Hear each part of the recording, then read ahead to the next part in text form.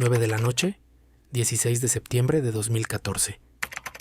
Dentro de la unidad de Huntsville, en Texas, Lisa Ann Coleman estaba sentada en silencio sobre su catre. A esa misma hora al día siguiente, ya no estaría con vida. Había pasado casi una década en el corredor, y ahora, la cuenta regresiva casi terminaba. Lisa Coleman era una mujer afroamericana y se identificaba abiertamente como lesbiana. Los fiscales aseguraban que había quitado la vida al hijo de su pareja, un niño de 9 años llamado Davonta Williams. La acusaban de haberlo matado de hambre y de haberlo mantenido atado hasta que su cuerpo colapsó. Lisa negó los cargos. Dijo que Davonta era un niño difícil, nacido prematuro, frágil, con problemas neurológicos que complicaban su cuidado. Afirmó que trató de criarlo y ayudarlo, pero que nunca tuvo intención de hacerle daño, que la tragedia no fue por crueldad, sino por las circunstancias, que ella no le había quitado la vida, pero los tribunales no lo vieron así. Ya habían hablado. El tribunal confirmó la condena. Las pruebas, dijeron, eran claras. Lisa Coleman había matado de hambre a Devonte Marcel Williams hasta dejarlo sin vida, y por eso recibiría la pena máxima. Su abogado John Stickles, de Arlington, había defendido su caso más veces de las que podía contar. Continuaba abogando por ella, tanto en los tribunales como públicamente. Lisa es absolutamente inocente del delito capital, dijo, y si la ejecutan, estarán acabando con alguien inocente. Pero nadie cedió, ni los jueces ni los fiscales. Cada moción fue rechazada, cada apelación denegada. Su trauma infantil, ignorado. Su historial de salud mental, desestimado. Nada, dijeron, podía justificar lo que le ocurrió a ese niño. Así que el reloj siguió avanzando. Pero para entender cómo Lisa terminó en esa celda, hay que empezar desde el principio. Hay que mirar la vida que vivió, el dolor que cargaba y al niño que estuvo en el centro de todo. Porque el camino que llevó a Lisa Coleman al corredor de la muerte comenzó mucho antes de su juicio. Lisa Coleman nació el 6 de octubre de 1975 en el condado de Tarrant, Texas. Desde el principio, su vida estuvo marcada por el trauma. Fue concebida en medio del peligro. Su madre fue violada por el propio padrastro de Lisa, y el daño no terminó ahí. Un tío la golpeaba con cables de extensión. Fue entregada de hogar de acogida en hogar de acogida, sin un lugar que pudiera llamar suyo. Años más tarde, una experta en protección infantil testificó que Lisa Coleman había sido abusada por padres adoptivos, cuando aún era una niña pequeña. Su infancia estuvo llena de inestabilidad y abandono. Su madre, que la llamaba Cerdita, rara vez iba a visitarla. Mientras Lisa crecía en el sistema de cuidado, la mayor parte del tiempo estuvo sola, sin ser vista, sin ser escuchada. Y eso era solo una parte. Antes de llegar a la adolescencia, un primo la golpeó con una herramienta afilada. Luego, durante la adolescencia, otro familiar la introdujo al consumo de sustancias y alcohol. Era demasiado pronto. Lisa nunca pasó del 10º grado. La educación se le escapó entre los dedos, como todo lo demás en su vida. A los 16 años ya era madre, una niña criando a otra. La adultez llegó rápido, dura, implacable. En los años que siguieron fue arrestada 2 veces, una por robo y otra por posesión con intención de distribuir sustancias controladas. Cada vez, la prisión la arrastraba un poco más profundo. Era tratada como una delincuente, no como una persona con un pasado traumático. Cuando Lisa llegó a los 20, las cicatrices de su infancia se habían endurecido en algo más oscuro, más inestable. El trauma temprano de Coleman siguió manifestándose en su adultez, pero ahora tomaba otra forma. Y en los años siguientes, ese dolor ya no se quedaría solo en ella. Porque lo que Lisa Coleman hizo después, lo que más tarde se le acusó de hacer, no fue solo trágico. Los fiscales lo llamarían uno de los casos más severos que jamás habían visto. Todo comenzó con Marcella L. Williams. Nació en febrero de 1981. Aún era muy joven cuando su vida dio un giro brusco. A los 14 años ya tenía un hijo propio, un bebé llamado Davonta. Nació prematuro en junio de 1995, frágil desde el principio. Enfrentaba retrasos en su desarrollo y problemas de salud continuos. No fue un comienzo fácil para ninguno de los dos. Más adelante Marcella conoció a Lisa Coleman, y en algún punto de esa conexión surgió una relación romántica. Coleman pronto se mudó con ella, y ambas comenzaron a compartir un apartamento en Arlington. Pero mucho antes de que Lisa apareciera en la escena, los problemas ya habían comenzado. Cuando Davontae tenía apenas 2 meses, el Departamento de Protección Infantil, CPS, abrió un expediente sobre Marcella. Una denuncia alegaba que no estaba supervisando adecuadamente a su bebé. CPS respondió monitoreando el hogar durante 6 meses, pero no retiraron al niño. Eso vendría después. En 1999, CPS intervino de nuevo, esta vez con más fuerza. Davontae, ahora de 4 años, y su hermana de 1 año, fueron retirados del hogar. Las acusaciones se habían vuelto más graves. Lo que encontraron los investigadores fue profundamente perturbador. El cabello de Davontae se estaba cayendo. Tenía moretones en la espalda, el labio hinchado y señales de trauma en sus genitales. Tras revisar la evidencia, CPS concluyó que Lisa Coleman era la responsable. Los niños fueron puestos en cuidado temporal. Marcella luchó por recuperarlos y lo logró, pero solo después de hacer una promesa específica: mantenerse alejada de Lisa. Esa condición se violó más adelante. Para noviembre del 2000 había dado a luz a su tercer hijo, y poco después, Lisa se había mudado de nuevo con Marcella. En octubre de 2002 llegaron nuevos reportes. CPS recibió denuncias de que Davontae, entonces en primer grado, estaba siendo descuidado física y médicamente. Los trabajadores sociales hicieron seguimiento. Visitaron el apartamento, hablaron con los niños, pero Davontae y sus hermanos lo negaron todo. Nada de daño, ningún problema, nada que ver. Pero a puertas cerradas algo había cambiado. Marcella y Lisa empezaron a aislarse, cortaron vínculos con el mundo exterior. Davontae dejó de ir a la escuela, dejó de ver médicos. Cuando los funcionarios escolares llamaron, les dijeron que la familia se había mudado del distrito. No era cierto. Entre el 13 de noviembre y el 30 de diciembre de 2002, CPS volvió al apartamento de los Williams, 9 veces distintas. Nadie abrió la puerta. Nadie volvió a ver a Davontae. Lo estaban ocultando. Y entonces sucedió algo. Algo que desde el inicio no se sintió bien. El 26 de julio de 2004, Marcella Williams marcó el 911. Su voz sonaba tranquila. Le dijo al operador que su hijo, Davontae, había dejado de respirar en el apartamento de Arlington. El operador comenzó a dar instrucciones para realizar RCP, pero a mitad de la llamada, la línea se cortó repentinamente. Cuando los paramédicos llegaron minutos después, fueron recibidos por Lisa Coleman, quien dijo que Davontae acababa de dejar de respirar. Pero nada en la escena tenía sentido. Estaba frío, estaba rígido. Los socorristas reconocieron los signos de inmediato. El rigor mortis ya se había instalado. Era claro que Davontae no había perdido la conciencia hacía unos momentos, llevaba muerto ya un buen tiempo. Y eso era solo el comienzo. Davontae Williams tenía apenas 9 años cuando perdió la vida. Pero su cuerpo contaba una historia distinta, una de sufrimiento prolongado. Pesaba solo 16 kilos, 35 libras. Su piel tenía más de 250 cicatrices. Había heridas infectadas en sus muñecas y tobillos, lugares donde se le habían atado cables de extensión, tan apretados que cortaban la piel. Tenía un desgarro reciente en el labio, otra herida en proceso de sanación detrás de la oreja, y luego, sangre. Un palo de golf encontrado en la vivienda dio positivo en las pruebas. Davontae también estaba enfermo. Tenía neumonía al momento de perder la vida, pero eso no fue lo que lo mató. Según el médico forense del condado de Tarrant, la causa de muerte fue malnutrición. La neumonía fue solo un factor contribuyente. Lo que sí estaba claro era que ese niño había estado confinado, hambriento y atado en los días, quizás semanas, antes de morir. Todas las señales apuntaban a Lisa Coleman y Marcella Williams. El sistema legal actuó con rapidez. Las acusaciones se elevaron a delito capital. Los fiscales ofrecieron a ambas mujeres el mismo trato: declararse culpables y cumplir cadena perpetua con posibilidad de libertad condicional después de 40 años.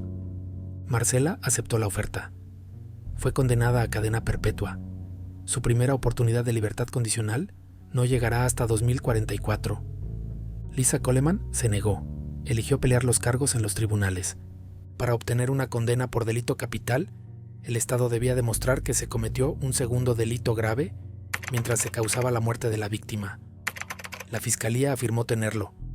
Pruebas de que Davontae había sido inmovilizado, ocultado y encerrado en una despensa. Ese era el factor agravante, detención ilegal.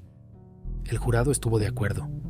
8 a.m., unidad de Huntsville, 17 de septiembre de 2014. Lisa Coleman permanecía inmóvil en su celda. Sus ojos estaban hinchados, le dolían las manos. Había dejado de llorar horas antes, pero el silencio ahora era más pesado que nunca. Era su último día. No habría suspensiones de última hora ni indulto. Los tribunales habían hablado. La sentencia era definitiva. Sabía lo que venía y no había escapatoria. Su mente retrocedió, al juicio, a las palabras que resonaban en la sala, a las imágenes que los fiscales habían pintado de ella. Alguien que confinó a un niño responsable de una vida perdida, acusada de causar un sufrimiento prolongado. ¿Y Marcela?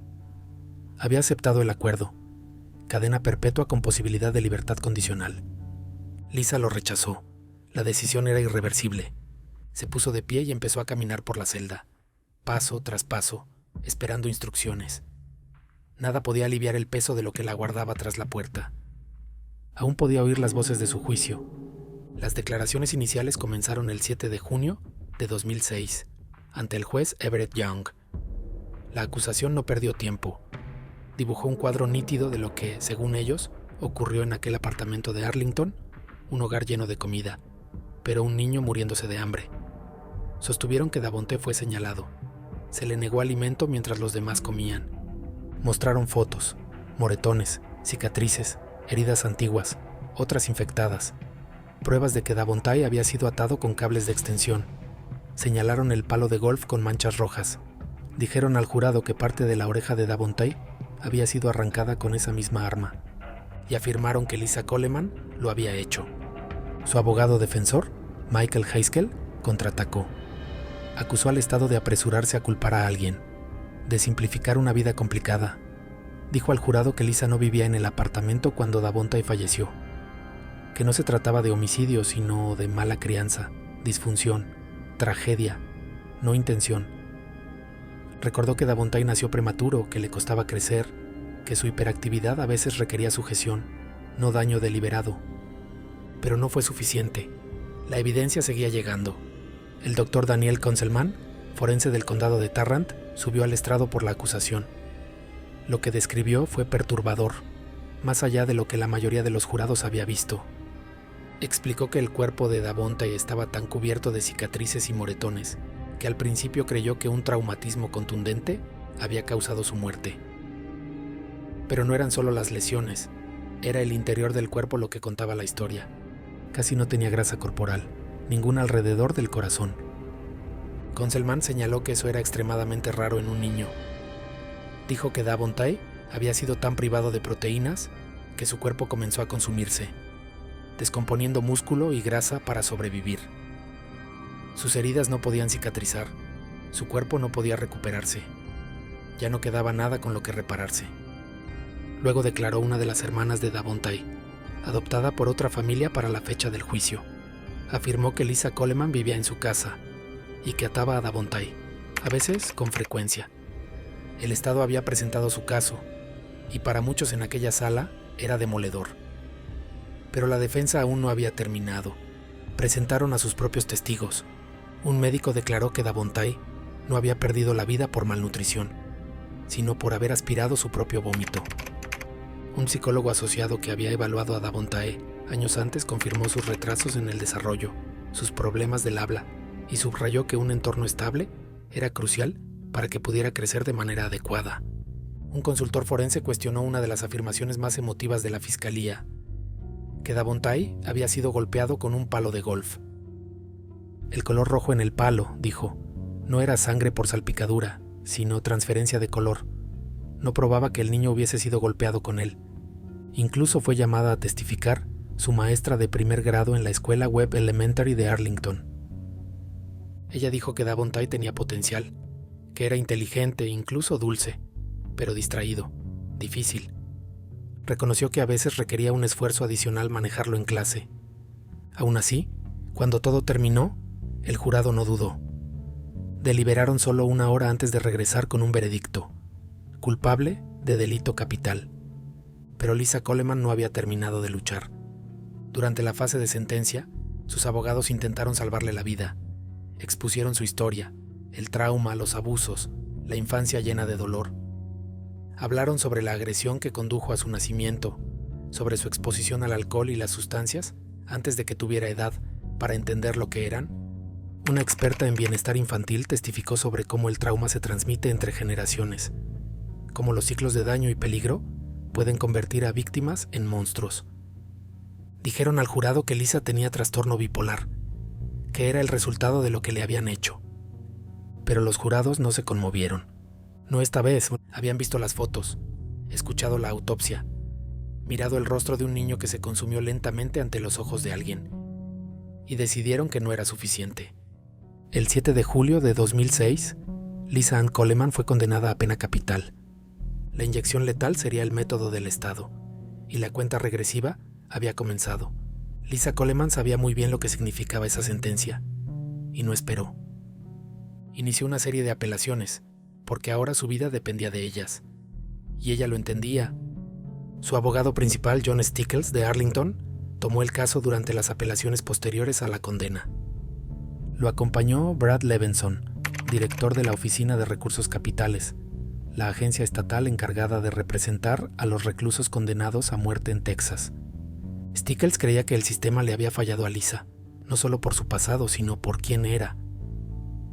Argumentaba que Lisa estaba siendo perseguida injustamente, tanto por ser una mujer negra como por ser lesbiana. Pero las apelaciones no se centraron solo en su identidad. Se enfocaron en un punto técnico, pero crítico, del derecho. En Texas, una condena por delito capital requiere más que simplemente causar la muerte de alguien. Se necesita un factor agravante, un delito adicional cometido durante el homicidio. Eso es lo que eleva el cargo de homicidio a delito capital. En el caso de Lisa, los fiscales alegaron que Davontae había sido retenido contra su voluntad. Afirmaron que había sido encerrado en una despensa, que había sido atado, que no podía salir de su propia casa. Stickles desafió esa afirmación. Sostuvo que lo que le ocurrió a Davontae, aunque terrible, no cumplía con la definición legal de detención ilegal según la ley de Texas. ¿Maltrato infantil? Sí. ¿Tragedia? Sin duda. Pero no secuestro. Es incorrecto, dijo Stickles a los medios. Es maltrato infantil, pero no es secuestro. No estoy diciendo que sea inocente o que no haya hecho algo mal, pero no es secuestro. El argumento no era solo semántico, era el pilar central de la última esperanza legal de Lisa. Su equipo legal señaló que en 2011, años después de que Lisa fuera acusada, los legisladores de Texas agregaron el homicidio de un niño menor de 10 años a la lista de delitos que califican como capitales. Pero esa ley no aplicaba retroactivamente a su caso. Según la ley vigente en ese momento, los fiscales solo podían buscar la pena capital si se cometía uno de 6 delitos específicos junto con el homicidio, como entrada forzada, obstrucción de justicia o amenazas para causar miedo público. Eligieron basar el caso en la acusación de detención ilegal, pero Stickles argumentó que no se podía considerar que Davontae estuviera confinado ilegalmente en su propio hogar, especialmente sin pruebas claras de restricción física o uso de la fuerza, como exige la ley texana. Presentó una apelación ante el Quinto Circuito de la Corte de Apelaciones de los Estados Unidos, en Nueva Orleans. Fue denegada. Luego vino la apelación final, ante la Corte Suprema de Estados Unidos. También fue rechazada. Stickles y Levinson sostuvieron que la defensa original le había fallado a Lisa, que no habían desafiado la acusación de confinamiento con la fuerza suficiente, que vecinos habían visto a Davontae caminando libremente, sonriendo, sin estar atado, días antes de su muerte, pero no importó. El 16 de septiembre de 2014, el Quinto Circuito rechazó la apelación. La Corte Suprema decidió no intervenir. Ya no habría más recursos legales, no habría suspensión de última hora, no habría más oportunidades. La puerta se había cerrado. El estado de Texas pondría fin a la vida de Lisa Coleman, y esta vez no habría vuelta atrás. 2 p.m., unidad de Huntsville, 17 de septiembre de 2014. Lisa Coleman seguía sentada en su celda, su cuerpo tranquilo, pero su mente muy lejos de estarlo. Las horas se deslizaban y la realidad aún no terminaba de asentarse. En lo más profundo, una parte de ella aún aguantaba.